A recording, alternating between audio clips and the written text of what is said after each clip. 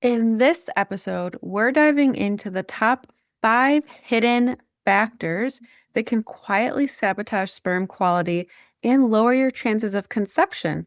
Whether you've already done a semen analysis or haven't quite looked into male fertility yet, you'll learn what might be going unnoticed and how to start improving sperm health today. Welcome to the Finally Get Pregnant Naturally podcast, the podcast helping women identify the real reasons you haven't conceived or stayed pregnant so you and your partner can finally grow the family of your dreams.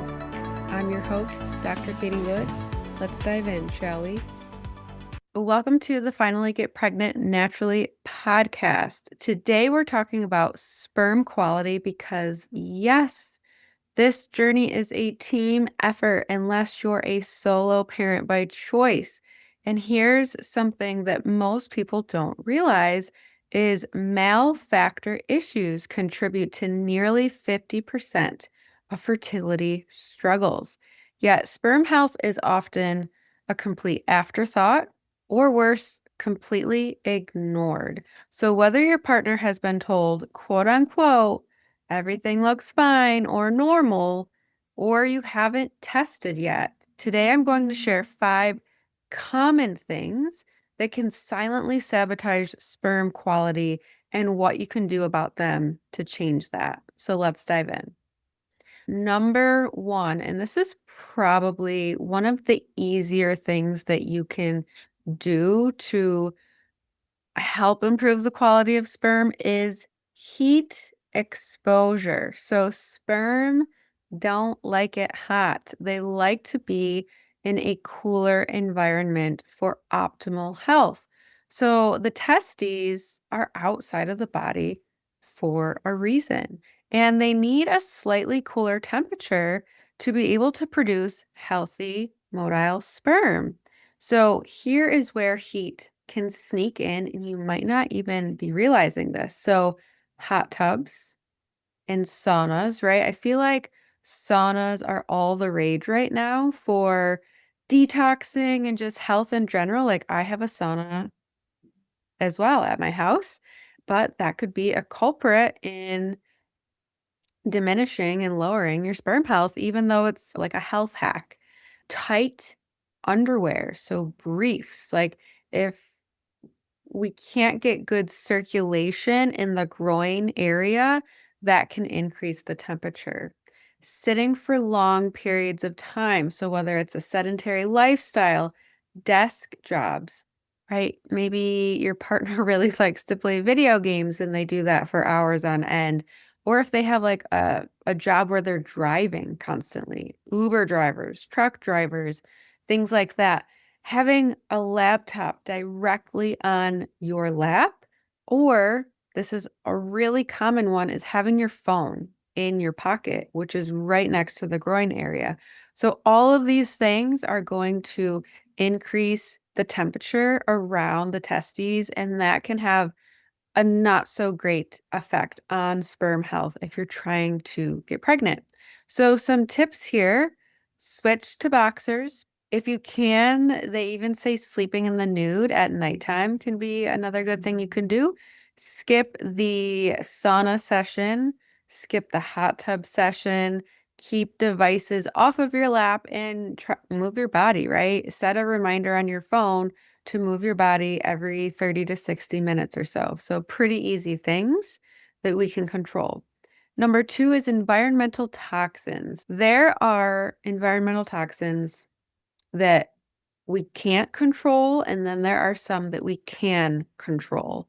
So we don't want to overstress about this because in this modern day and age, there's just a lot of things that unfortunately we don't have control in. So that's why we want to lower our toxin burden by controlling the things that we can.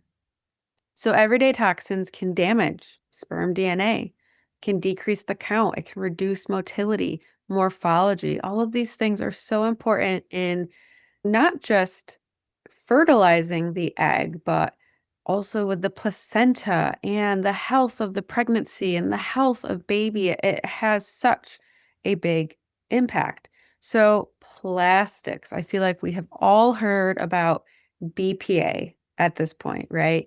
The problem is, even if you're buying a plastic that says it's BPA free, it is being replaced with some other form of chemical in the plastic that we just don't know enough about in this time. There's not enough studies at this time about whatever it is that they're using to replace it. At some point down the road, we will then know that, oh, that was also no good to our health. So one thing that you could easily do is reduce your plastic water bottle usage, right? Get a reusable water bottle. Try to limit or completely eliminate any food in plastic containers. So if you think about going out to eat or like ordering, I don't know, even when you get like those ready-made meals at, even if it's like a nicer grocery store, like we have Wegmans up here, they're storing the food in plastic. And likely they're putting the food hot in that plastic. So we want to reduce plastics as much as we can.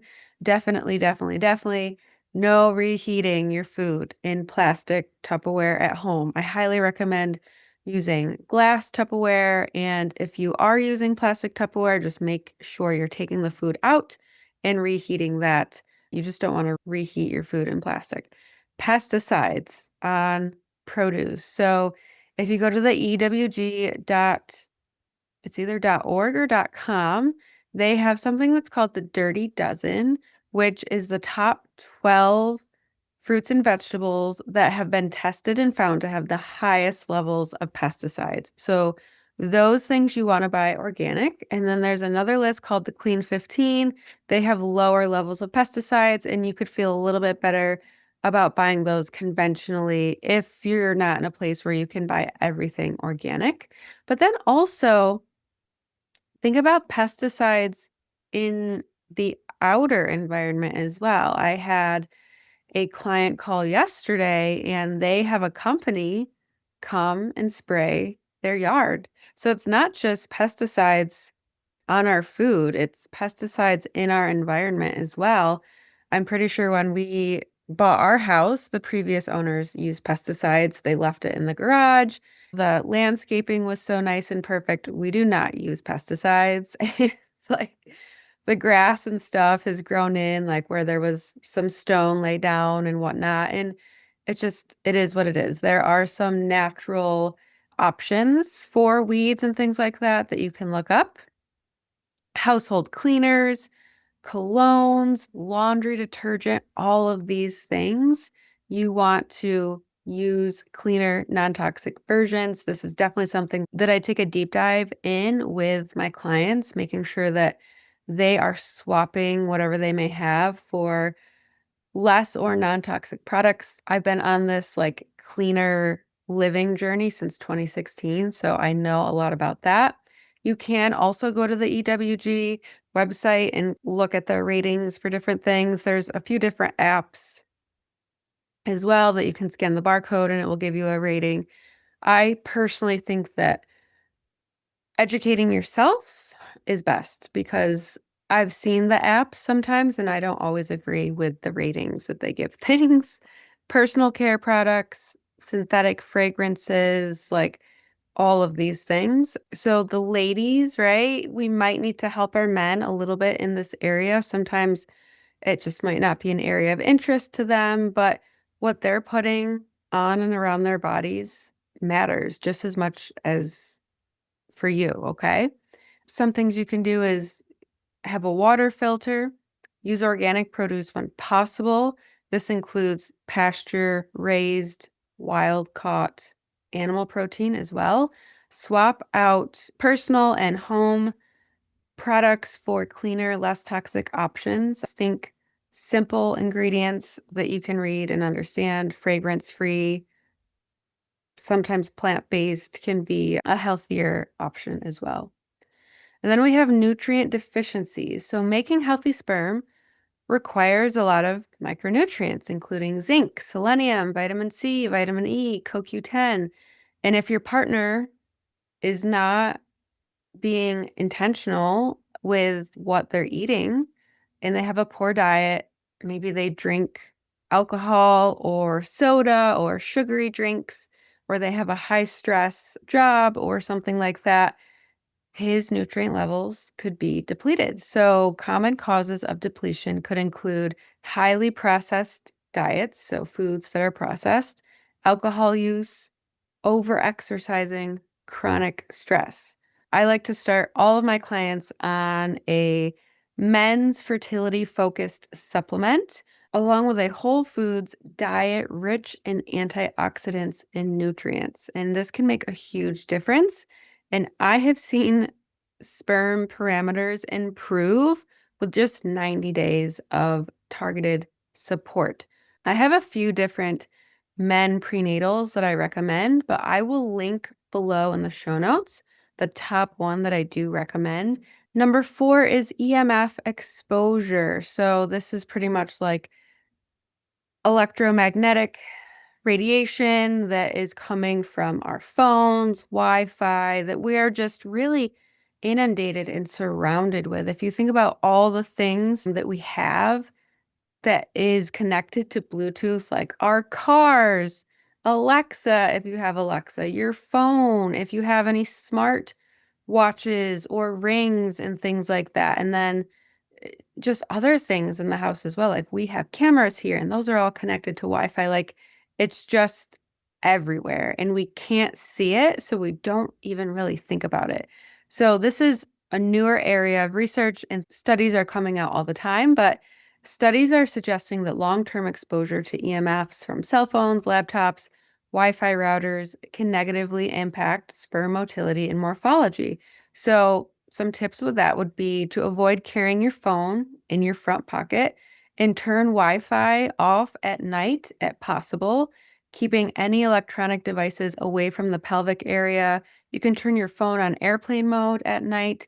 And then there are some things that you can do as well. I'm not an affiliate or anything like that, but Safe Sleeve has some things that I personally use. So it's a little laptop.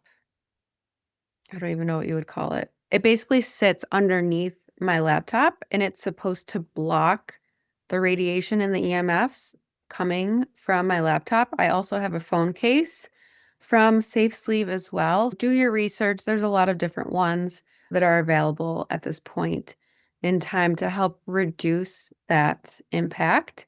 And then number 5 is unaddressed stress and sleep deprivation. So men can sometimes downplay their stress. Maybe they don't really like to talk about their emotions or things that are stressing them out as much as maybe a woman would, but it can still have a negative effect on their hormones.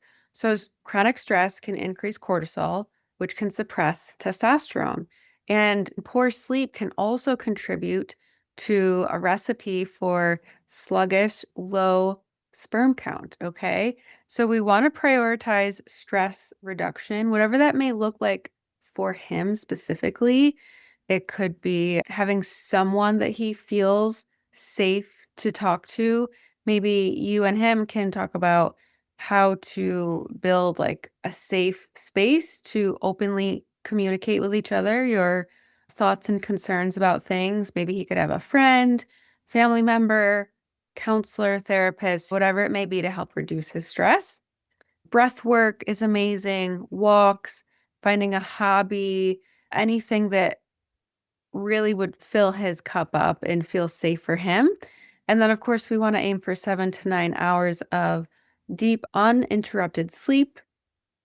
So I like to recommend to my clients to follow a sleep wake cycle where you're going to bed and waking up around the same time. You want to get that first morning natural light in your eyes. That's going to help set your circadian rhythm.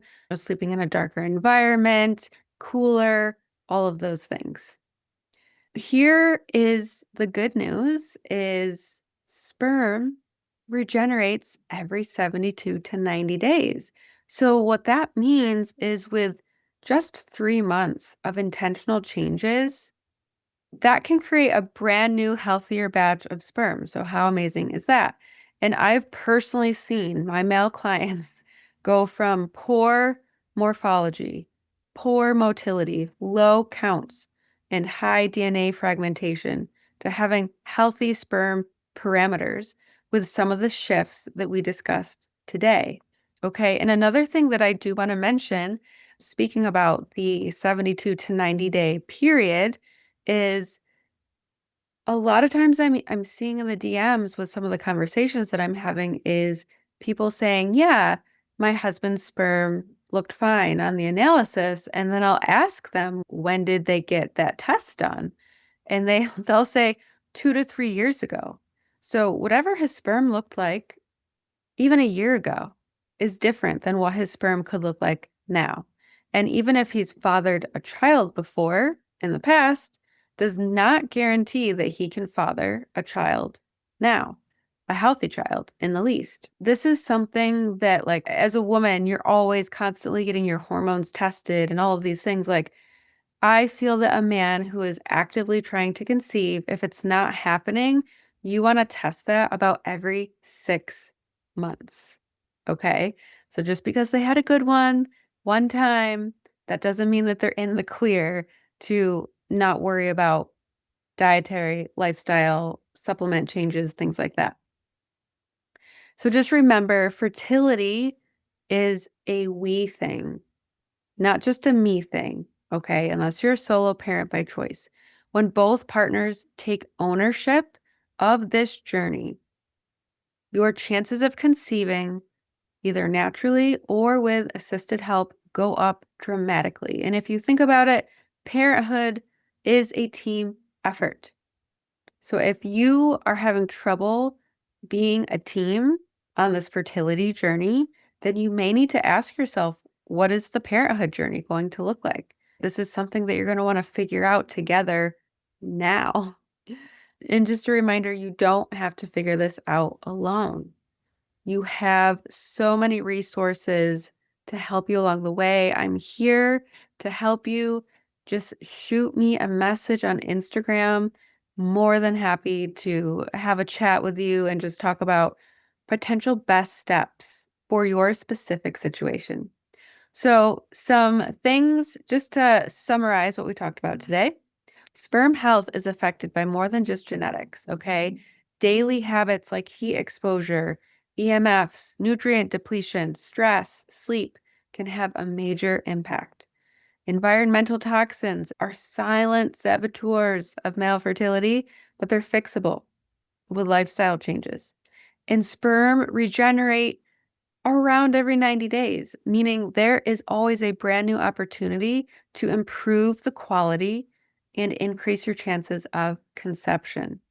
So I just want to thank you from the bottom of my heart so much for listening. I hope you found this helpful, and I'll see you on our Thursday episode where we will unpack a key nutrient that can naturally support boosting sperm health. I'll see you then.